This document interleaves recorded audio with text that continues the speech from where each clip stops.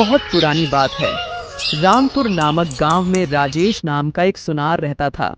वह सिर्फ सोना ही नहीं बेचता था, बल्कि सोने को गिरवी रखकर उसके बदले में पैसे दिया करता था।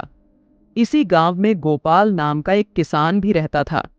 गोपाल तेरी मेरी मजदूरी करके अपना परिवार चलाया करता था। एक दिन गोपाल का दोस्त गोपाल से कहता है,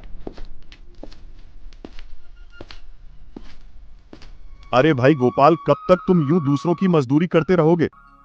तुम कुछ अपना काम क्यों नहीं कर लेते? शहर चले जाओ, वहां तुम्हें इससे ज्यादा पैसे मिलेंगे और तुम्हें इतनी मेहनत मशक्कत भी नहीं करनी पड़ेगी। भाई, अपना काम करने के लिए पैसे भी तो होने चाहिए। मेरे पास उतने पैसे कहाँ हैं जो मैं अपना काम कर सकूं? तुम तो मेरे हालात जानते ही हो।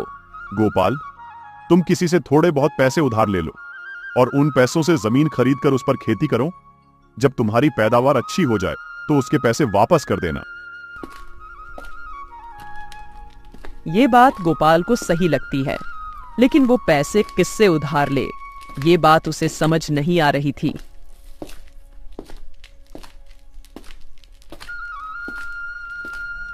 इसलिए गोपाल अपनी पत्नी का मंगलसूत्र लेकर राजेश सुनार के पास जाता है। सेठ जी, मेरा नाम गोपाल है। मैंने सुना है कि आप सोना गिरवी रखकर पैसे उधार देते हैं। मैं अपनी पत्नी का मंगलसूत्र लाया हूं। अगर आप इसको रखकर मुझे कुछ पैसे दे दो तो मैं थोड़ी जमीन खरीदकर उस पर खेती कर सकूंगा। जब मेरी पैदावार अच्छी हो जाएगी तो मैं आपके पैसे वापस कर दूंगा। तुमने बिल्कुल ठीक सुना है। मैं कोई भी महंगी चीज गिरवी रखकर उसके बदले पैसे देता हूं, लेकिन अगर कोई पैसे समय पर नहीं देता है तो मैं उसकी वो चीज रख लेता हूं। दिखाओ मुझे अपनी पत्नी का मंगलसूत्र। गोपाल सुनार को अपनी पत्नी का मंगलसूत्र दे देता है। सुनार मंगलसूत्र की जांच करता है और जांच करने के बाद कहता है, वैसे तो बेगर किसी की सिफारिश के मैं किसी को पैसे नहीं देता हूं, लेकिन तुम ईमानदार आदमी लग रहे हो।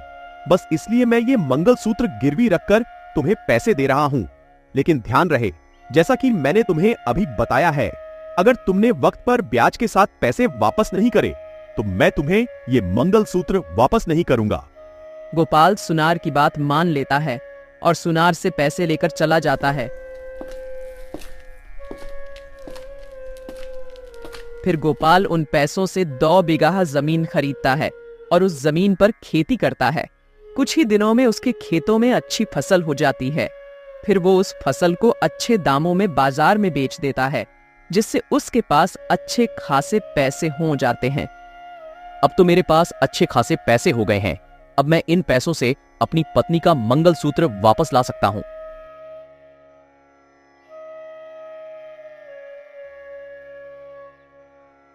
अब गोपाल सुनार के घर जाता है और सुनार से कहता है, कैसे हो सेठ जी? सब ठीक चल रहा है ना? ऊपर वाले की दुआ है, तुम्हारे चेहरे की मुस्कान बता रही है तुम मेरे पैसे वापस करने आए हो। जी हाँ सेठ जी, मैंने जो जमीन खरीदी थी उस पर अच्छी फसल पैदा हुई है और मेरा अच्छा मुनाफा हुआ है। अब मैं आपके पैसे वापस करने आया हूं ब्याज के साथ। ये तो बहुत अच्छी बात है गोपाल। तुम रुको, मैं तुम्हारी पत्नी का मंगलसूत्र लेकर आता हूं। सुनार अंदर जाता है और मंगलसूत्र लाकर गोपाल को दे देता है। गोपाल ने जब मंगलसूत्र को ध्यान से देखा तो उसके मन में कुछ संदेह उत्पन्न हुआ।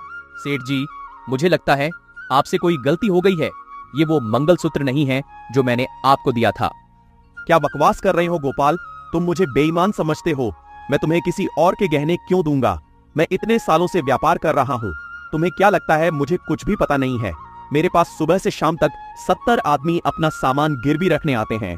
अगर मैं ऐसे किसी और का सामान किसी और को देने लगा तो मेरा व्यापार 2 दिन में बंद हो जाएगा। चुपचाप अपने गहने लो और यहां से चलते बनो। सेठ जी, वो मेरा पुश्तैनी मंगलसूत्र था। उस पर मेरे दादाजी का नाम भी लिखा हुआ था। मैं दावे के साथ कह सकता हूं ये वो मंगलसूत्र नहीं है। ये क्या बकवास करे जा रहे हो तुम? मंगलसूत्र के ऊपर तुम्हारे दादाजी का नाम लिखा हुआ था। ये बात तुमने मुझे पहले क्यों नहीं बताई? मेरे पास इस मंगलसूत्र के अलावा कोई दूसरा मंगलसूत्र नहीं है। गोपाल बेचारा सुनार के घर से दुखी होकर चला जाता है।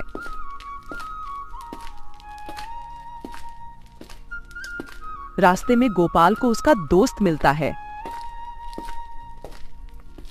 गोपाल अपनी सारी बात अपने दोस्त को बताता है।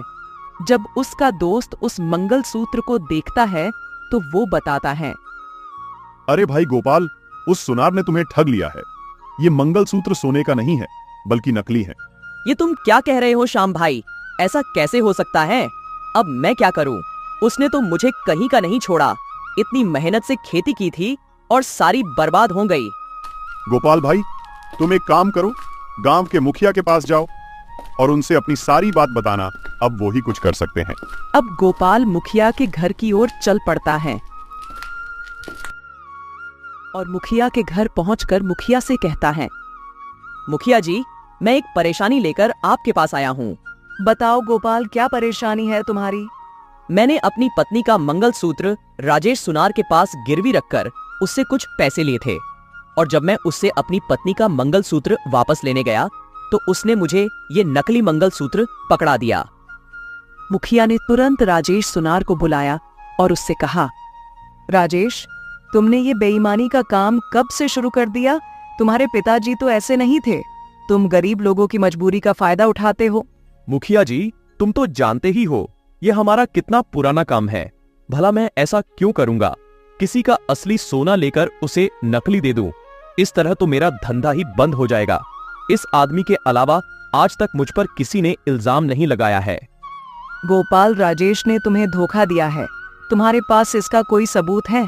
मुखिया जी, मैंने जो मंगलसूत्र इनके पास गिरवी रखा था उस पर मेरे दादाजी का नाम लिखा हुआ था, लेकिन इन्होंने जो मुझे मंगलसूत्र वापस किया है उस पर कुछ भी नहीं लिखा है। जब ये मंगलसूत्र मैंने अपने दोस्त को दिखाया तो उसने इसको नकली बताया था। अब इसके अलावा मैं क्या सबूत दे सकता हूँ?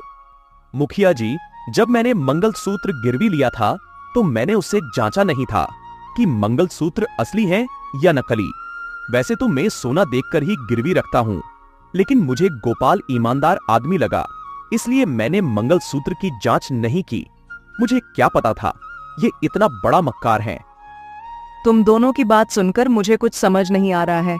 किसकी बात पर भरोसा किया जाए और किसकी पर नहीं किया जाए, इसलिए तुम दोनों यहाँ से जा सकते हो। परिस्थितियां और अधिक ना बिगड़े इसलिए। ये बात सुनकर राजेश सुनार बहुत खुश होता है, लेकिन गोपाल बहुत दुखी होता है। दोनों मुखिया के घर से चले जाते हैं। फिर मुखिया कहता है, मुझे लग रहा है कि सुनार झूठ बोल रहा है, क्योंकि सुनार ने कहा था कि गोपाल ने उसको नकली सोना दिया होगा, लेकिन कोई सुनार नकली सोने को असली सोना समझने की गलती नहीं कर सकता। और अगर उस किसान को धोखा देना ही होता तो वह ब्याज सहित कर्ज चुकाने आता ही क्यों? इसलिए मुझे लगता है सुनार ही धोखेबाज है। तुम सही कह रहे हो मुखिया जी। इस तरह तो इसने बहुत से गरीब लोगों को लूटा होगा। मैं चाहता हूँ कि वो सुनार रंगे हाथों पकड़ा जाए।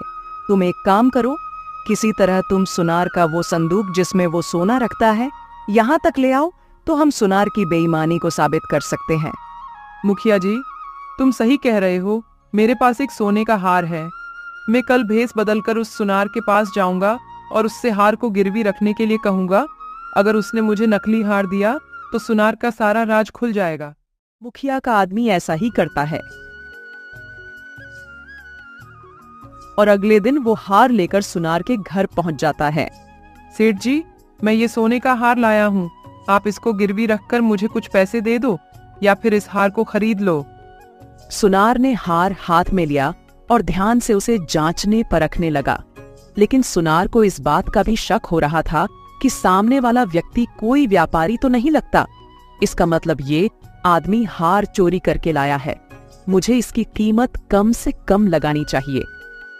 मैं इस हार को खरीदना तो नहीं चाहता, लेकिन तुम कह रहे हो तो मैं खरीद लूंगा। लेकिन मैं इस हार के तुम्हें केवल 2000 रुपए ही दे सकता हूँ। इसके ऊपर मैं तुम्हें 1 रुपया भी नहीं दे सकता। बेचना है तो बताओ, वरना चलते बनो। सेठ जी, इस हार की कीमत तो बहुत कम लगा रहे हो आप। कम से कम 4000 रुपए तो दो। सेठ जी, अगर मुझे पैसों की जरूरत ना होती तो मैं ये हार कभी नहीं बेचता। जब किसी आदमी को पैसों की जरूरत होती है तभी आदमी अपनी कोई चीज बेचता है। तुम ये कोई नया नहीं कर रहे हो। मैं तुम्हें इस हार के 3000 रुपए दे सकता हूँ। बेचना है तो बात करो, वरना चलते बनो। सेठ जी, मैं ये हार आपको 3000 रुपए का देने के लिए तैयार हूँ, क्योंकि मेरे पास और कोई चारा नहीं है। सुनार अरविंद को हार के 3000 रुपए दे देता है और फिर अरविंद 3000 रुपए लेकर वहां से चला जाता है।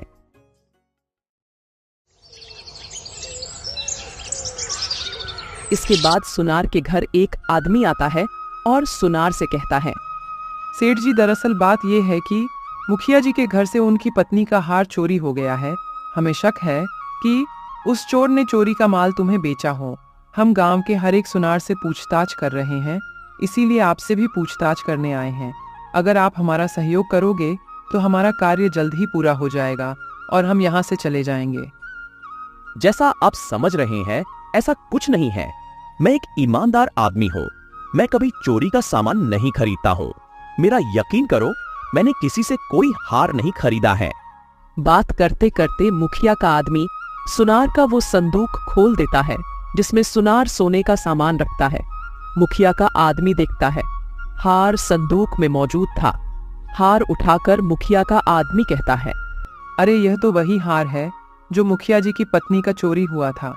लेकिन तुमने तो कहा था कि तुम चोरी का माल नहीं खरीदते हो, तो ये हार तुम्हारे पास कैसे आया? मतलब तुम झूठ बोल रहे थे। मुखिया के आदमी की बात सुनकर सुनार घबरा जाता है, लेकिन अब किया भी क्या जा सकता था। वह सर झुकाकर वहीं खड़ा हो गया। मुखिया का आदमी गुस्से में आकर कहने लगा, धोखेबाज, मक्कार, झूठे आदमी, यह संदूक उठा और मुखिया जी के पास चल, वहीं तेरा फैसला होगा। मुखिया के आदमी ने संदूक को सुनार के सर पर रखकर उसे मुखिया के पास ले जाता है। अब मुखिया सुनार से कहता है, बताओ तुम्हारे पास ये हार कैसे आया है, और ये बताओ कि तुम व्यापार कैसे करते हो। लोगों को पागल बनाकर किस किस के साथ तूने ये धोखेबाजी की है। इस धोखेबाज का ये संदूक खोलो। जैसे ही संदूक खुला, वैसे ही गोपाल ने अपना पुश्तैनी गहना खोज लिया, जिस पर गोपाल के दादाजी का नाम भी लिखा हुआ था। मुखिया जी, मुझे माफ कर दीजिए। मुझसे बहुत बड़ी गलती हो गई है। मुझे इन गरीब लोगों के साथ ऐसा नहीं करना चाहिए था। तुमने जो किया है ये कोई साधारण अपराध नहीं है जिसके लिए तुम्हें माफ कर दूं, इसलिए तुम्हें सजा तो मिलेगी ही। उससे पहले मुझे ये बातों, तुम इस काम की किस तरीके से अंजाम देते थे? दरअसल बात यह है कि जो लोग मेरे पास गहने गिरवी रखने आते थे, मैं उन गहनों को गिरवी रखकर हूबहू वैसे ही नकली गहने बनवाकर उन्हें लौटा दिया करता था। जब लोगों को मेरे इस छल का पता चलता था तो वे मेरे पास आते थे। मैं उल्टा उन पर ही इल्जाम लगाकर उन्हें वहां से भगा देता था। ये हार चोरी का है, मुझे मालूम था, लेकिन मैंने लालच में आकर उस आदमी से ये हार खरीद लिया था। मुखिया जी, अब मैंने आपको अपनी सारी बात बता दी है। अब तो मुझे माफ कर दो। तुम्हें सजा तो जरूर मिलेगी, वरना कल कोई और तुम्हारी जैसी हरकत करेगा। इसलिए तुम्हें इस गांव से निकाला जाता है और कभी भी इस गांव में आने की कोशिश मत करना। इस तरह मुखिया गांव के बहुत से आदमियों को इंसाफ दिलाता है।